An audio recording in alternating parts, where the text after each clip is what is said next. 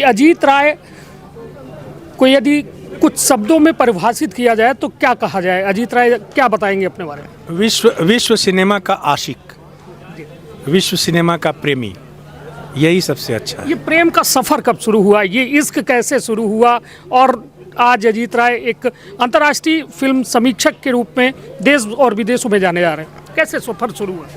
वो film appreciation course से by chance, दुर्घटनावश, संयोगवश मैं पूना में एक अपने राष्ट्रीय नाट्य विद्यालय के गुरु, उसके डायरेक्टर देवेंद्र राज अंकुर के साथ गया हुआ था।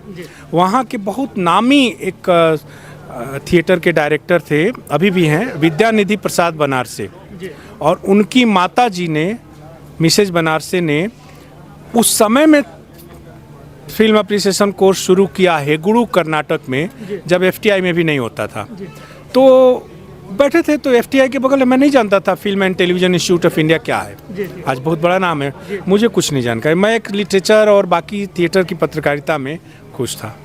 तो वहाँ अचानक मेरा परिचय हुआ एफटीआई से, तो अंकुर जी ने कहा कि मैं स्पॉन्सर कर देता हूँ, तुम एफटीआई में एडमिशन ले लो। तो मैंने एफटीआई में सर्टिफिकेट कोर्स किया फिल्म अप्रिसिएशन का। तो जो मैंने विश्व की महान 100-150 फिल्में देखी वहाँ, वो कोर्स दुनिया का सबसे प्रतिष्ठित कोर्स है। उसमें 60 सीटें हैं, 5-10 हज़ार लोग अप्लाई करते हैं। तो वो कोर्स में मुझे लगा कि सिनेमा तो यहाँ है, हम तो अब तक भटक रहे थे, बॉलीवुड में उलझे हुए थे। तो उसने मेरा जीवन दृष्टिकोण बदला, संसार के प्रति नज़रिया बदला, और एक सिनेमा के बड़े आकाश में वो ले गया। वो कोर्स, फिल्म अप्रिसिएशन कोर्स, एक से एक सिनेमा की महान हस्तियों की फिल्में देखी, उन पर लोगों ने उनके क्लास के लेक्चर सुने, उसको पढ़ाया।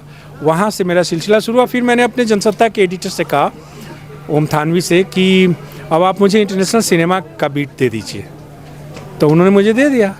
तो मैंने पहला फिल्म फेस्टिवल कवर किया जब 2003 में सीरीफोर्ट में हुआ था। उसके बाद हमारा ईफी, जिसको कहते हैं international film festival of India, वो गोवा चला गया 2004 में। तो 2004 से मैं गोवा फिल्म फेस्टिवल कवर करने लगा। फिर देश में घूम घूम कर फिर एक मोड़ आया 2013 में, जब मैं दुनिया के सबसे बड़े फिल्म समारोह कान फिल्म फेस्टिवल में, जिसको इंडिया में कांस कहते हैं लोग, फ्रेंच में कैन बोलते हैं उसको, क्योंकि फ्रेंच भाषा में कई शब्द साइलेंट होते हैं, तो इंडियंस को अभी कैन बोलना नहीं आया, तो वो कांस कहते हैं। वहाँ उसके रेड कारपेट पर जब मैं चला, तब मेरे जीवन में एक नए अध्याय की शुरुआत हुई। मैं हिंदी का पहला जर्नलिस्ट था, हिंदी का पहला पत्रकार था, हिंदी का पहला फिल्म समीक्षक था, जो 67 साल बाद कान पहुंचा था। कान फिल्म फेस्टिवल का 67वां एडिशन था वो, और मैं हिंदी का अकेला।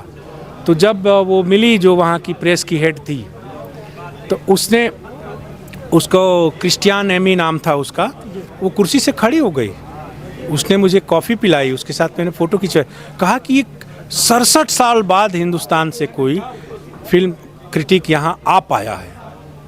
तो वहाँ से ये सफ़र शुरू हुआ। निश्चित तौर पर हम बच्चे पत्रकारिता के छात्र हैं, और लगातार माखनलाल चतुर्वेदी राष्ट्रीय पत्रकारिता संस्थान में जो है पत्रकारिता के वह हर गुण का सिखावे के प्रयास होते हैं और हर गुण सिखावा जाता है।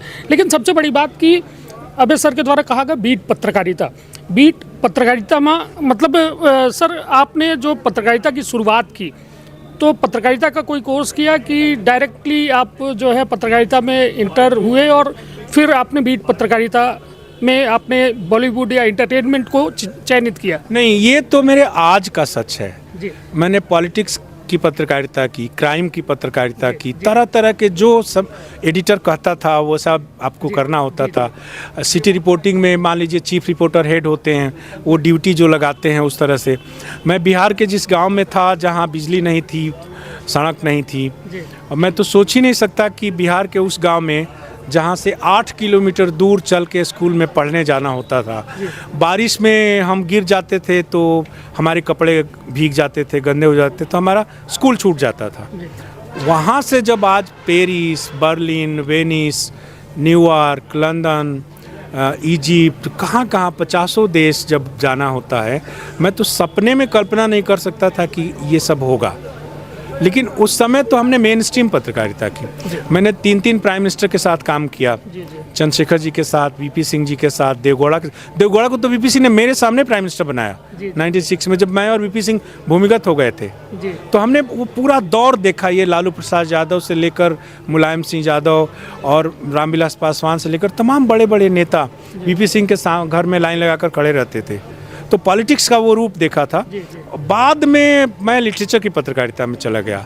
लिटरेचर के बाद नेशनल स्कूल ऑफ ड्रामा ने मुझे एक तरह से बहुत सपोर्ट किया और कहा कि थिएटर की पत्रकारिता करूं।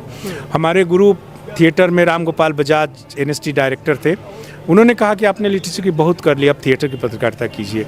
तो थिएटर की पत्रकारिता में मैं लालच में आया था पहले कि इसमें हवाई जहाज़ का टिकट मिलता है, इसमें अच्छे होटलों में रुकने को मिलता है, मस्ती होती है, अच्छा ही सब। लेकिन बाद में मैं थिएटर में जब डूबता चला गया तो मैंने 22 भाषाओं के 200 डायरेक्टरों के 1000 नाटक देखे और मैंने 3000 नाट्य समीक्षाएं लिखी। वो NST के कारण संभव हुआ, क्योंकि NST ने मेरे विकास पर 7-8 लाख रुपए उस जमाने में 2002 में खर्च किया। तो उन्होंने मुझे देश भर में घुमा घुमा कर भेजा और कहा कि ये सब नाटक देखें। नाटक के बाद अगला स्टेप था सिनेमा की पत्रकारिता, और जिस इंटरनेशनल सिनेमा में मैं गया ना, मुझे लगा कि ईश्वर यही है, मेरा भगवान यही है, मेरा धर्म, मेरा कर्म, मेरा भगवान वर्ल्ड सिनेमा है। इसी में मैं 6 महीना रमता हूँ पूरा।